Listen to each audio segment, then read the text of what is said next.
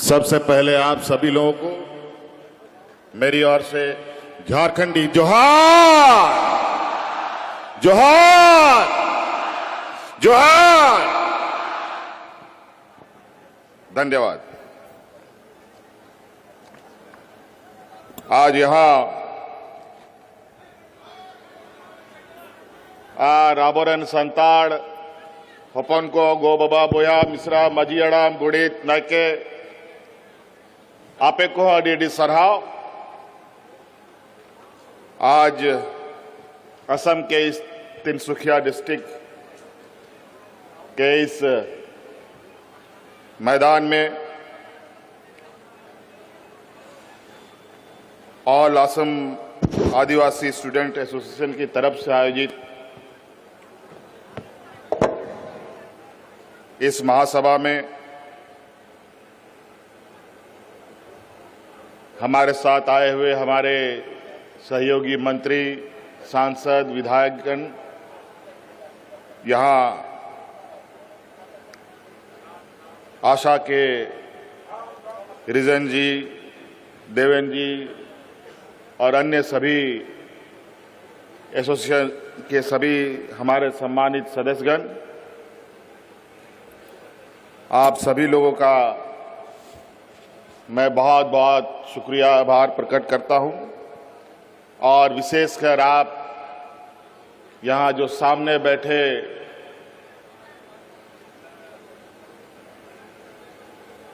असम के विभिन्न कोने से आए हुए हमारे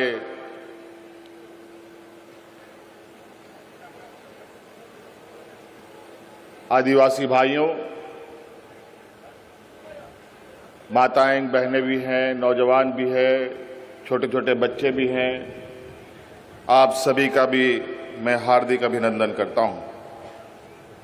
और विशेषकर मैं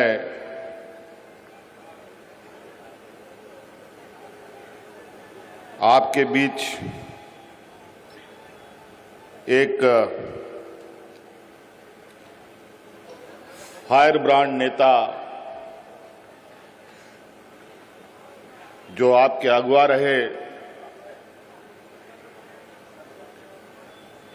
प्रदीप नाग जी को श्रद्धांजलि अर्पित करता हूं। और चूंकि असम की कुछ खबरों को भी मैं समय पर देखता हूं, कुछ घटनाएं कहीं ना कहीं हमारे बीच में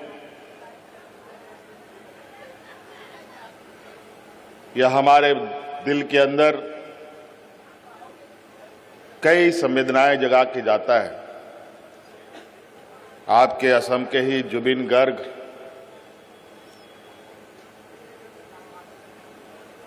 की अचानक मौत, जो पूरे देश के लिए कहा जाए बड़ा शून्य छोड़ करके चले गए, उनको भी मेरी ओर से श्रद्धांजलि अर्पित करता हूं। और मैं अपनी बातें शुरू करता हूं। यहां विशेष रूप से आए हुए आप सभी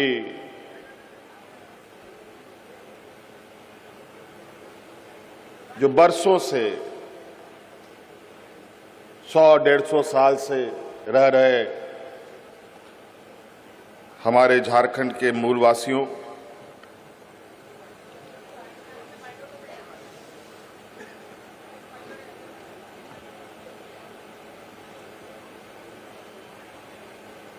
असम के अंदर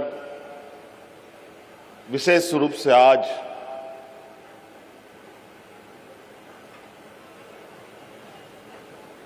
आप सबके तकलीफों को, आप सबके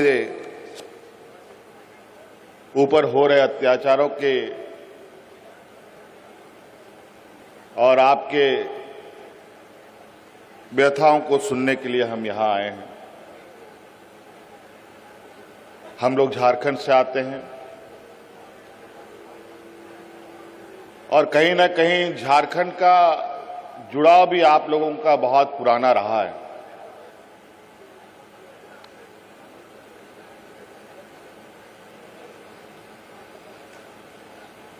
झारखंड एक ऐसा प्रदेश है जहां भारत देश का लोग सपना भी नहीं देखता था आजादी का।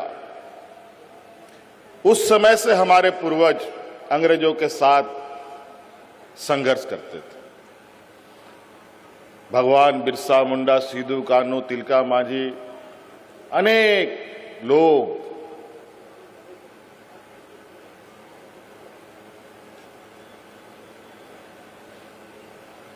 हमारे पीढ़ियों को बचाने के लिए, हमारे जल जंगल जमीन को बचाने के लिए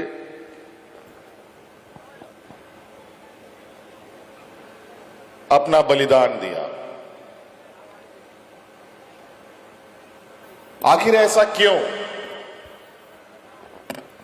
हमसे ज्यादा बुद्धि वाला लोग, पैसा वाला लोग, अमीर, ज्ञानी, सामाजिक रूप से मजबूत लोग भी हैं, वो लोग क्यों नहीं लड़े? क्यों ही आदिवासी सबसे पहले अंग्रेजों के साथ लोहा लिया? आप इससे अंदाजा लगा सकते हैं कि हम उस समाज के लोग हैं जहां हम अपनी हक अधिकार की लड़ाई के लिए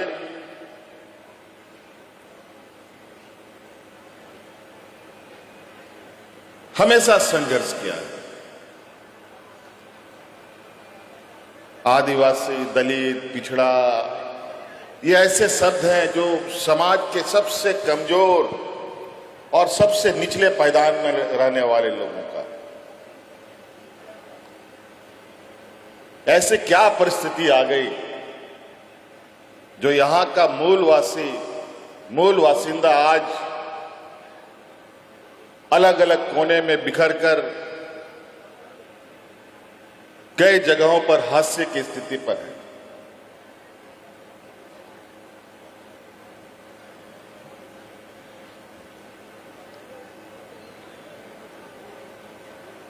देश आजाद हुए 75 साल हो गए।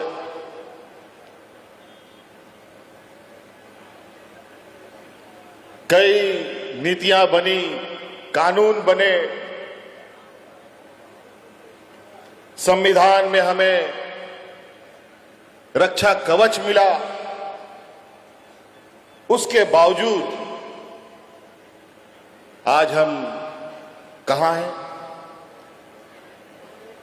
आज हम कितना संघर्ष कर रहे हैं?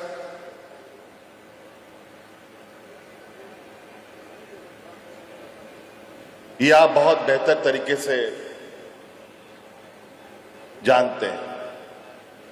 और इसी संघर्ष के बीच में अलग अलग क्षेत्रों से ऐसा नहीं है कि हम कमजोर हैं, हमें थोड़ा समय लगता है। हम सामाजिक रूप से कमजोर हैं, आर्थिक रूप से कमजोर हैं, बौद्धिक रूप से कमजोर हैं, और इसी कमजोरी का फायदा बड़े लोग, सामंती विचार वाले लोग बड़ी चालाकी से उठाते हैं।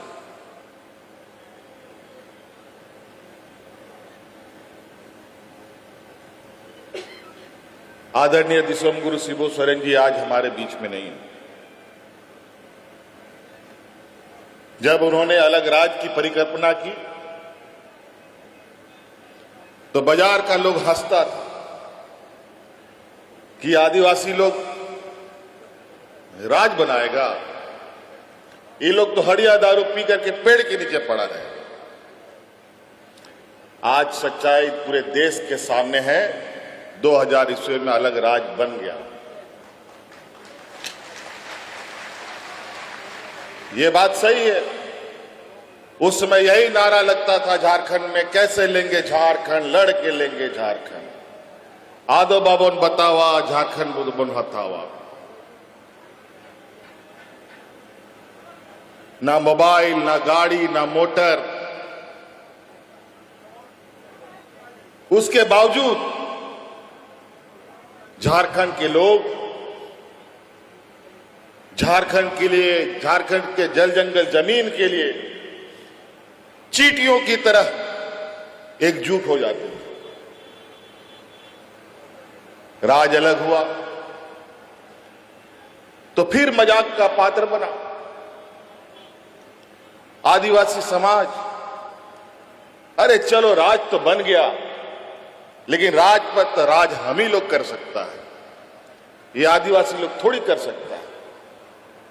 और हुआ भी वही।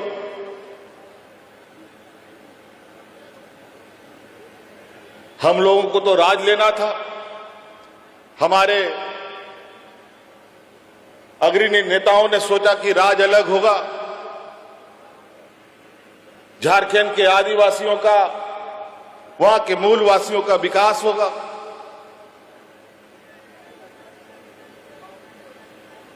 राज अलग करने में कौन कितना दिनों तक भूखा रह सकता है, आंदोलन कर सकता है, पुलिस का लाठी खा सकता है, उसकी जरूरत थी।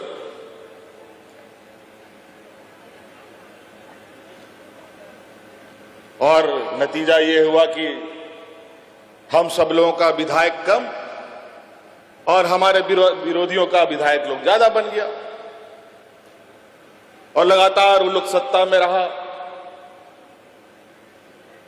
15-16 साल से अधिक वर्षों तक उन लोगों ने झारखंड में राज किया, और झारखंड की हालत वो बना दिया कि अगर हम लोग फिर से कमाल नहीं संभाले होते तो शायद झारखंड बच नहीं पाता। इन 16-17 सालों में झारखंड में लोग भूख से मरने लगे थे। हाथ में राशन कार्ड लेकर के भात भात करके लोग मरा। हमने देखा, हम उन लोगों के घर भी जाते थे।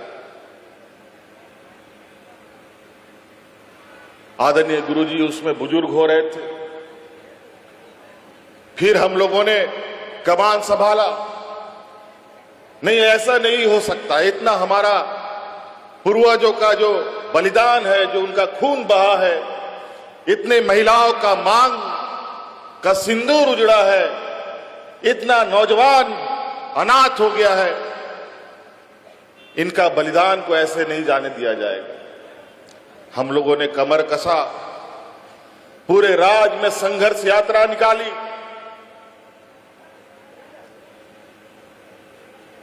एक एक गांव, एक एक घर, टोला मोहल्ला तक हम लोग गए, लोगों को जगाने के लिए कि राज्य को बचाना है। कुछ दूर तक आवाज पहुंची और बहुत मजबूत नहीं, थोड़ा कमजोर ही सही, सत्ता हम लोग के हाथ में आई। उसके बाद फिर हम लोगों ने जो 5 साल के अंदर जो वहां के आदिवासी, वहां के मूलवासी, जिनके पास जो लोग कभी ना शहर देखा, ना ब्लॉक देखा, ना डीसी, एसपी, सीओ, किसी को नहीं जानता, ऐसे लोगों तक हम लोग की आवाज जाने लगी, हमारी योजनाएं जाने लगी। और अंतोगत्वा 2019 की चुनाव में जब हमारे विपक्ष प्रचंड ताकत के साथ राज पे राज जीते जा रहे थे, राज के नेताओं को डरा धमका करके ईडी सीबीआई करके जेल में ठूसा जा रहा था, हमारा भी बारी आ गया। हमारे राज में भी उन लोग धमक पड़े। पूरे कार्यकाल एन केन प्रकारेण सरकार गिराव अभियान चला, लेकिन हम लोगों ने भी मजबूती से मोर्चा संभाल रखा था। कई बार कोशिश हुई, जब जब उन लोगों ने कोशिश किया उनको मुंह की खाने पड़ी। और आज 2019 में वही झारखंड की जनता ने इतना बहुमत दिया कि आज तक उतना बहुमत के साथ कोई भी सत्ता में नहीं आया।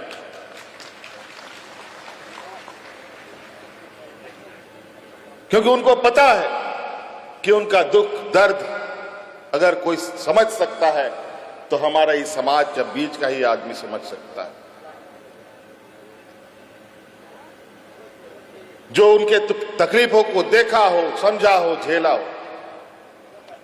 आज जिस अंग्रेजों के साथ हमारे पूर्वज लड़ाई लड़ते थे, संघर्ष करते थे, और जो अंग्रेज हम लोग को गुलाम बना करके बंधुआ मजदूरों के तरह हम लोग के साथ व्यवहार करता था, आज उन अंग्रेजों के बगल में हमारा नौजवान जब बैठ करके उसके साथ पढ़ाई पढ़ा, बड़ी शिक्षाएं ले रहा है।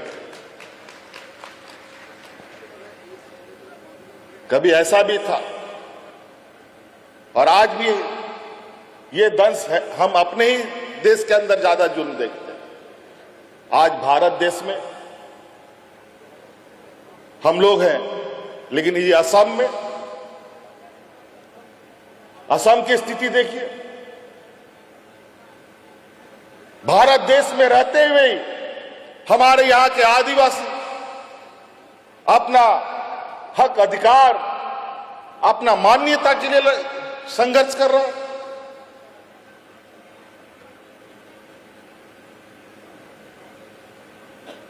ये तो बड़ा ही विचित्र बात है।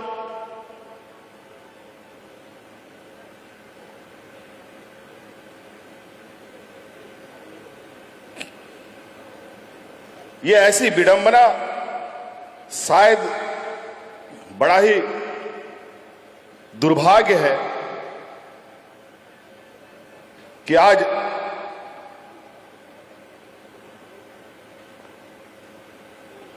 अपने ही देश के अंदर हम लोग अपना अधिकार, अपना मान्यता पाने के लिए संघर्ष कर रहे हैं। बातें कई सारी हैं, एक एक पीड़ा अगर हम लोग पर बहस करेंगे तो बहुत लंबा बहस होगा। चाय का उद्योग, इस देश का चाय का उद्योग आदिवासियों के खून पसीने से चलता है। पूरा देश का चाय का उद्योग, और आज आदिवासी किस हाशिए पर है? अभी तो हमारे चमड़ा लिंडा जी ने बताया कि अलग अलग राज्यों में क्या मिलता है।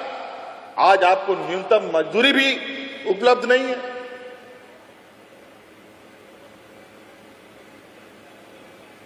और ये लोग आदिवासियों के हितैषी कहते हैं। ये लोग कभी आदिवासियों के हितैषी नहीं हो सकते। ये लोग कभी नहीं चाहते कि हमारे आदिवासी समुदाय के लोग सामाजिक रूप से मजबूत हो, आर्थिक रूप से मजबूत हो, बौद्धिक रूप से मजबूत हो।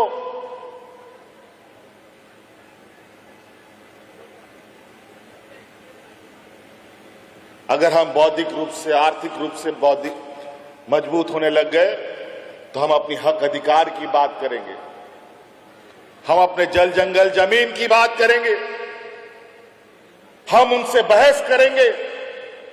हम बहस ना कर पाए, इसीलिए अलग अलग तरीके से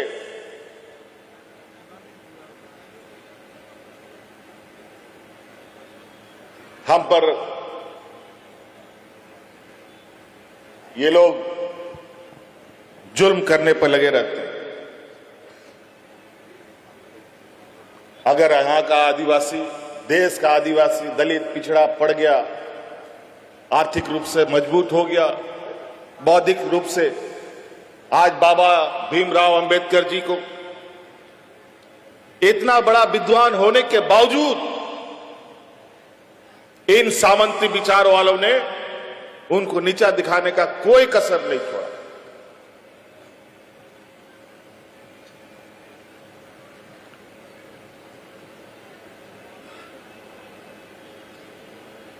अगर आज हम लोग का समाज मजबूत होगा तो उसके घर में बर्तन कौन मांजेगा, उसका गाड़ी का ड्राइवर कौन बनेगा, घर में मालिक कौन करेगा।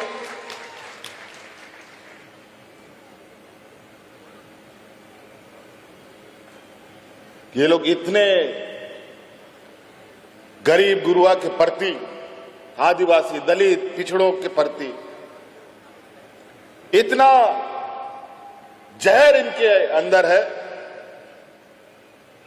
कि नाक साफ भी फेल हो जाए, इतना ये लोग के अंदर द्वेष है।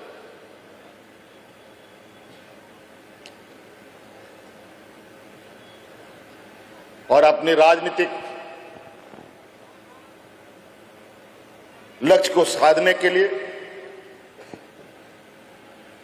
पूरे देश के अंदर एक ऐसा माहौल खड़ा कर रखा है, सबको एक दूसरे से लड़ाकर।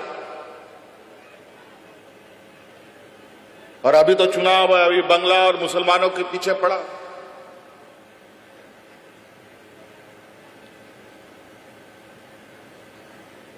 अभी हमको पता चला है कि आपके इस कार्यक्रम को असफल कराने के लिए अगल बगल मंत्रियों का भी दौरा चल रहा है।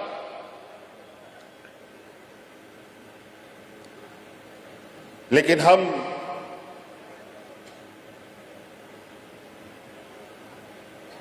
एक एक बूंद इकट्ठा करके घड़ा भरने वालों में से, और हम जानते हैं कि अगर हम लोगों ने चीजें साध ली, हम तो कहते हैं कि हमें उस जगह पर ना पहुंचा दिया जाए। असम के सरकार से हम यही कहना चाहते हैं कि आदिवासी समाज बहुत ही स्वाभिमानी समाज, अगर आपने मजबूर किया तो भगवान बिरसा मुंडा की धरती के संतान है, कभी भी विद्रोह का रास्ता उठ सकता है और उसमें कोई पीछे नहीं रहेगा। और जरूरत पड़ेगा तो आसाम के आदिवासियों को मदद करने के लिए पूरा झारखंड का आदिवासी आकर के आपके बीच में आ जाएगा।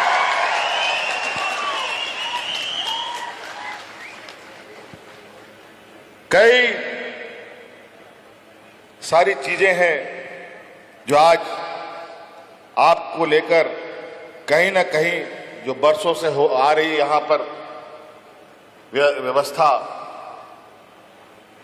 और चूंकि आज के दिन में जिन लोगों का देश और राज्य में सत्ता है, ये लोग राजनीतिक आदमी लोग नहीं है, ये लोग सामाजिक लोग नहीं है, ये लोग व्यापारी है, व्यापारी।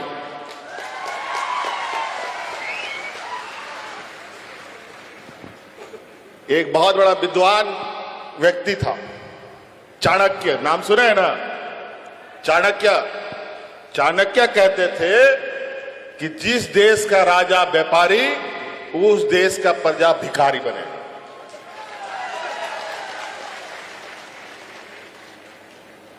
आज देश की अर्थव्यवस्था का जो हालत है, आज रुपया उल्टा पैर खड़ा है, सर के बल खड़ा है। देश दुनिया में हम लोग का रुपया का वैल्यू इतना घट गया, अभी सिर्फ गुब्बारा के जैसा हवा भरा हुआ है देश के अंदर। नहीं तो हम लोगों की भी देश की स्थिति बहुत अच्छी नहीं है। आज महंगाई देखो आसमान छू गया, जूता चप्पल नमक तेल, बच्चा लोग का लिखाई पढ़ाई का कागज कलम सब महंगा।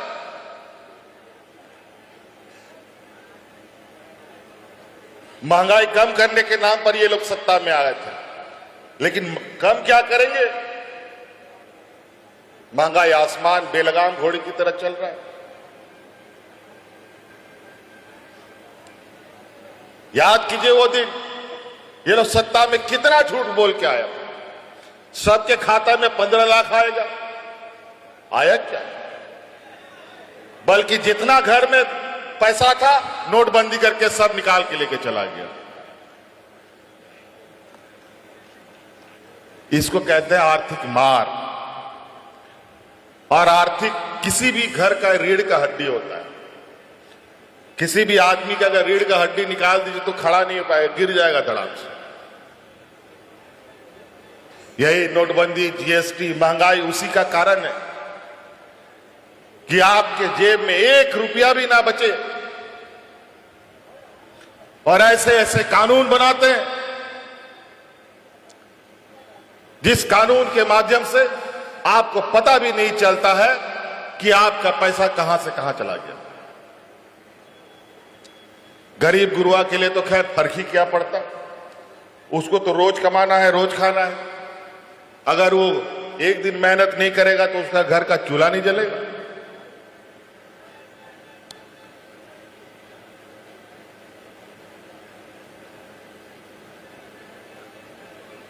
तो इसलिए साथी, चबरा जी ने बहुत संक्षिप्त में बहुत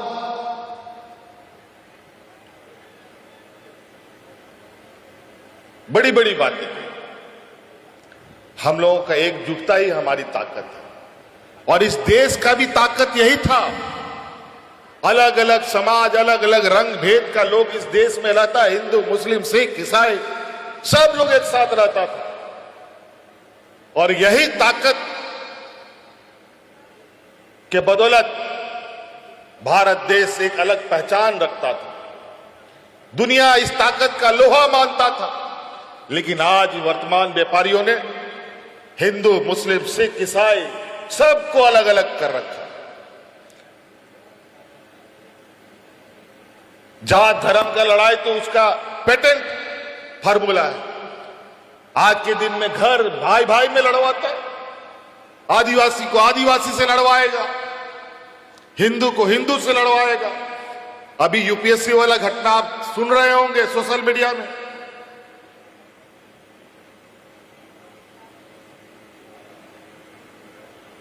फूट डालो और राज करो का जो मंत्र है, इन लोगों ने बहुत अच्छे तरीके से पढ़ा है।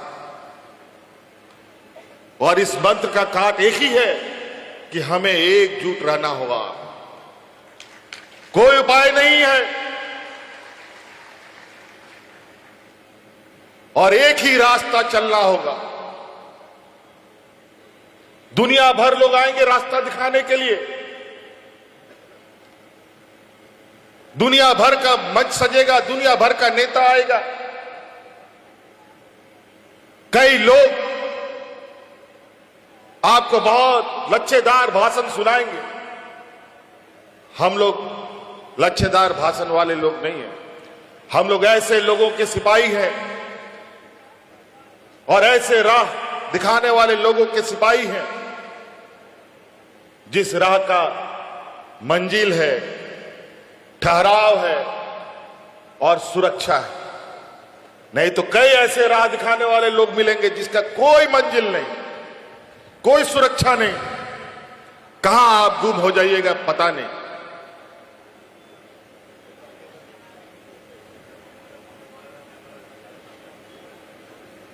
आज हम लोग इसीलिए एक स्वाभिमान और एक गर्व का इतिहास हमारा एक परछाई के रूप में हमारे साथ चलता है। आज स्वाभिमान के साथ हम नजर से नजर मिला के चलते हैं। आज इन लोगों ने तो मुझे जेल में भी डाल दिया था। हमने कहा या तो हमको खत्म कर दो, अगर मैं बच गया तो तुम लोग का नाश तय है।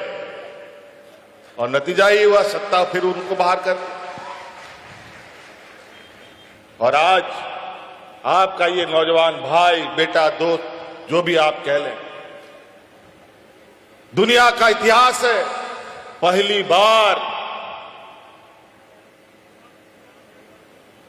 दुनिया का सबसे बड़ा वैश्विक मंच वर्ल्ड इकोनॉमिक फोरम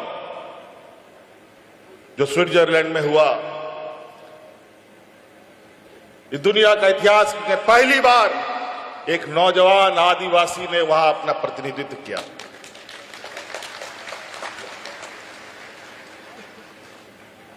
और उसमें भी कई रोड़े लगाने का प्रयास हुआ था। तो हमने कहा कोई बात नहीं, कितना रोड़े लगाओगे वो भी हम देखेंगे, आज नहीं कल सफलता तो मिलेगी ही मिलेगी।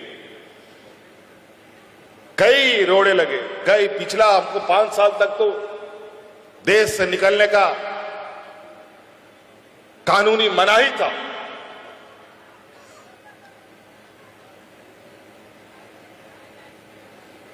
हमारे राज्य ने पूरा देश को बहुत सारी चीजें दी। देश की अर्थव्यवस्था में झारखंड सबसे ज्यादा कंट्रीब्यूट करने वाला राज्य है, लेकिन वहां के लोग बेचारे बुरे हाल, फटे हाल। हमने तय किया इस राज्य ने बहुत कुछ दिया है, अब इस राज्य को देने की जरूरत है। आज इसीलिए हमने देश के वैश्विक मंच पर इस बात को रखा कि हमारे राज्य में जो संसाधन है, जिसको आज से नहीं सैकड़ों वर्षों से लूटा जा रहा है, उसका सही मूल्य हमारे राज्य को मिलना चाहिए। हमें एक सही सहयोग की आवश्यकता है। और आज सरकार अपने राज्य की आधी आबादी जो हमारी महिलाएं हैं, लगभग 50 लाख से 56 लाख महिलाओं को, हर एक महिलाओं को 2500 रुपए देने का काम करती है हर महीना। और आज गांव-गांव में महिलाएं अपने पैरों पर खड़ा हो रही। जैसे गाड़ी, मोटरसाइकिल हो या गाड़ी हो, अगर उसमें तेल नहीं चलेगा, तेल नहीं डालिएगा तो एक डेग भी नहीं चलता, फिर ढकेल के ले जाना पड़ता। तो सोचिए मोटरसाइकिल हो या 4 चक्किया हो, उसको ढकेल के ले जाना कितना तकलीफ है। उसी तरीके से आज के इस जीवन में जेब में पैसा नहीं रहता है तो बुद्धि भी काम नहीं करता। कोई गरीब कमजोर परिवार भविष्य के बारे में कोई विचार नहीं कर सकता। वो सरकार भी काम करती है तो एक बजट उसका बनता है, उसके बाद काम करती है। सभी विभागों के लिए अलग अलग बजट होता है, तब काम होता है। आज हमने राज्य की आधी आबादी को एक बजट बना दिया कि ये तुम्हारा फिक्स इनकम है, अगला महीना तुमको क्या करना है तुम आज इसी महीने सोच सकते हो।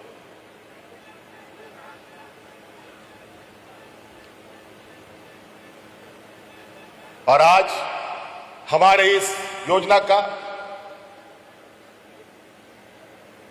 कॉपी करके अलग अलग राज्यों में झूठा आश्वासन दे करके चुनाव जीतने का काम हमारे विपक्ष और भाजपा के लोग करते हैं।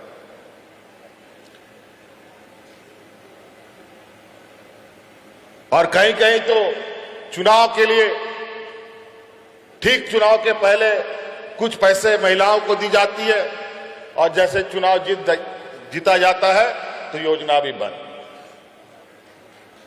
ये भी बेवकूफी होता है। लेकिन हमारे राज्य में हम विगत मेरे ख्याल से 2 साल होने जा रहा है, 2 साल से बिना रुकावट का हर महीने महिलाओं के खाते में पैसे जाते। हमारे नौजवान, हमारे आने वाली पीढ़ी के लिए बेहतर शिक्षा के लिए इंजीनियर, डॉक्टर, वकील, मैनेजमेंट करने के लिए कोर्स, टेक्निकल कोर्सेज करने के लिए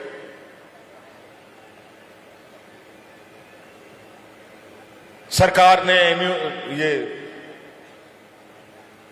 एमयू कर रखा है बैंकों के साथ कि कोई भी विद्यार्थी को, कोई भी नौजवान को, कोई भी टेक्निकल मेडिकल और हायर एजुकेशन के लिए पैसे की आवश्यकता है तो 15 लाख रुपया तक बिना कोई बंधक रखे, गाड़ी मोटर घर द्वार कुछ नहीं, विदाउट कोलेटरल उसको 15 लाख रुपया बैंक उपलब्ध कराएगी तुरंत। ये हमारे राज्य में कानून। आपका यहां जो आदिवासी समुदाय है, उन समुदायों की संख्या लगभग 1/3 जो मुझे बताई गई है। इतनी बड़ी ताकत आप लोगों का है और यही ताकत को इन लोगों ने बड़ा तरीके से एसटी और आदिवासियों में बांट रखा है। कोई टी ट्राइब्स, कोई आदिवासी, कोई क्या क्या।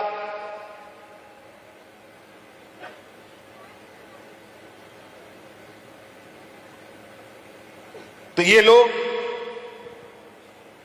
जो मैंने पहले कहा फूट डालो राज करो का फॉर्मूला बहुत अच्छे तरीके से पढ़ लिख के आए।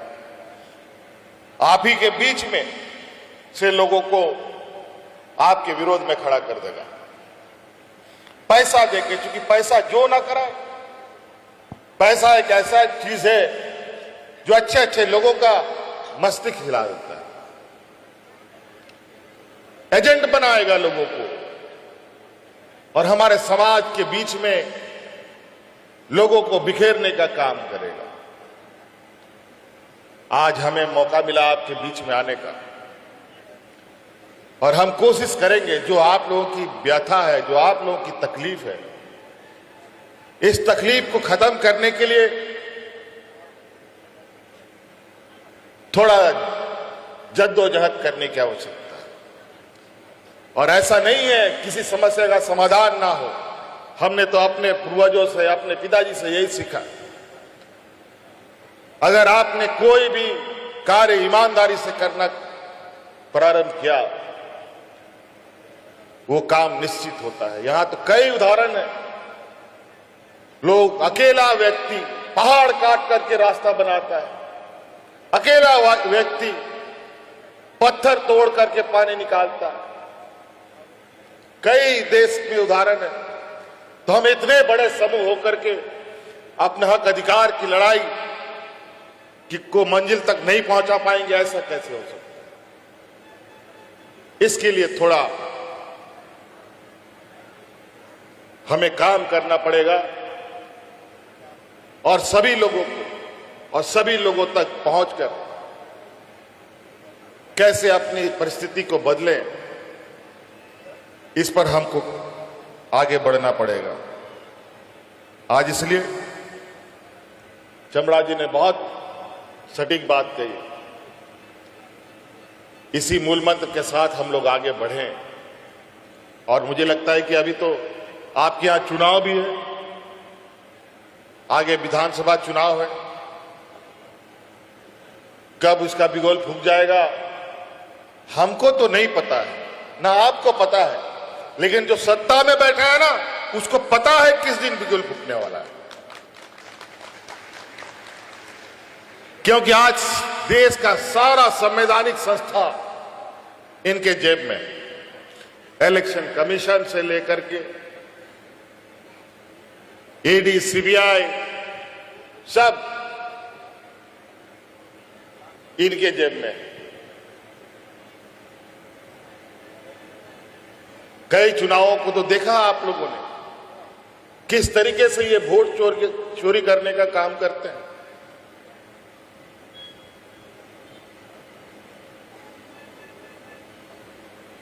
वोटर पुनरीक्षण के नाम पर कितने बड़े पैमाने पर लोगों का वोट का अधिकार छीन लेता है और बड़ी चालाकी से इनको पता है ये चोरी नहीं, ये डकैती कर रहे हैं। और आने वाला समय में समय का परिवर्तन होता है।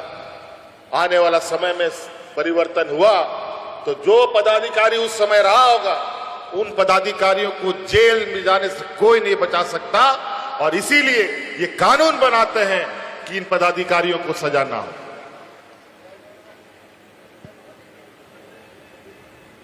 बड़ा विचित्र स्थिति है। आज गरीब गुरबा लोगों के लिए आने वाला समय बहुत अच्छा नहीं है। आज ट्रेन का भाड़ा, बस का भाड़ा, खाने पीने का सामान, पढ़ाई लिखाई का सामान, पहनने का सामान, सारा चीज महंगा होगा। कैसे गरीब लोग जिएगा? कहीं ना कहीं बड़े पैमाने पे अलग अलग कोने से हमें तैयार होना पड़ेगा और ऐसे लोगों को राजनीतिक रूप से जवाब देना पड़ेगा। इस लोकतंत्र का ये चुनाव ही एक ऐसा माध्यम है जो 5 साल में एक बार मौका मिलता है आपको सही सवाल और जवाब समझने जानने के लिए। फिर नहीं तो 5 साल तक आप रोते रहिएगा, कोई आंसू पूछने नहीं आएगा।